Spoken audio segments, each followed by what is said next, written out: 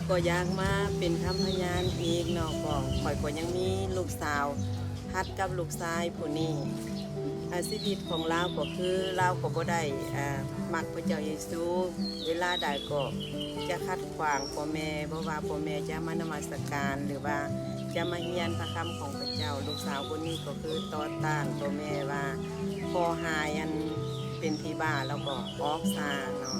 แต่ว่าในใจแม่ก็คือว่าพระเจ้านั้นมีพระคุณหลายกว่าสิ่งอื่นก็เลยข่อยก็ได้ฮักพระเจ้าเยซูหลายข่อยก็บ่ตามลูกข่อยแต่อยู่มาอันระยะผ่านมาก็คือลูกสาวคนนี้ได้อยู่ม.6แล้วเขาก็เป็นไข้ก็ตาเขาก็บ่เห็นหงไปกวดอยู่ห้องหมอบอกว่าเส้นเลือดในตาเขาแตกเนาะหมอบอกว่าให้ไปผ่าตัดรักษาให้เตรียมเงิน 200,000 บาทแต่ว่าตอนนั้นข้าพเจ้าก็มีแต่เงิน 2,000 เนาะแต่ข่อยยังระลึกถึงพระคำของพระเจ้าว่าพระเจ้ารักษาคนตาบอดหายแต่ลูกก็ว่าซะลูกก็บ่ฟังว่ามันเกินไปที่เป็นไปบ่ได้แน่แต่ขอบคุณพระเจ้าก็มีญาติพี่น้องผู้ที่เชื่อด้วยกันเขาก็ได้ประกาศข่าวประเสริฐเมื่อเขาได้ยินข่าวประเสริฐแล้วจิตใจของลูกก็ได้ถ่อมลงยอมว่าตัวเองนั้นเป็นคนบาปบ่สามารถที่จะช่วยเหลือตัวใดเมื่อลูกได้ยินพระคำของพระเจ้าเราก็เหมือนกับเป็นยาวิเศษแม้แต่ยาเม็ดหนึ่งก็บ่ได้กินลูกสาวก็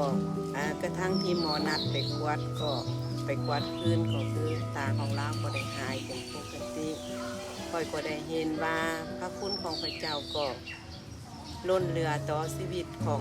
ข่อยแล้วก็บ่แม่นแต่ข่อยผู้เดียวก็ทั่วคนทั้งโลกผู้ที่เชื่อหรือบ่เชื่อพระเจ้าก็ฮักด้วยกันถ้าฮักว่าได้ฮักด้วยกันแล้วก็ชีวิตของลูกสาวของข่อยก็ได้หายเป็นปกติแต่ก่อนเดี๋ยวนี้ลูกก็ยัง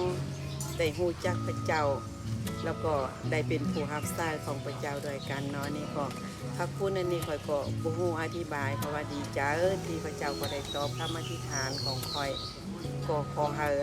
พระเจ้าอวยพรทุกคนถ้าผู้ใดชีวิตยังเป็นเหมือนข่อยก็ขอให้พระเจ้าจงช่วยได้รับการช่วยเหลือแล้วก็รับการเลี้ยงดูแล้วก็บ่ว่าพระพร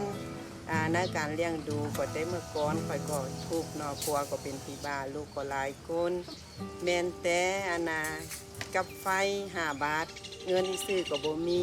แต่ว่าเดี๋ยวนี้ก็ครอบครัวของข่อยก็บ่หมายถึงว่าห่างมีแต่ว่าพระเจ้าก็เลี้ยงดูหากมีอยู่มีกินคำนี้ก็อยากบอกกับพี่น้องทุกคนว่าผู้ใดที่เชื่อและไว้วางใจกับพระเจ้าหรือว่าผู้ใดที่แสวงหาอาณาจักรของพระเจ้าก็อีกเติมเต็มให้เขาคน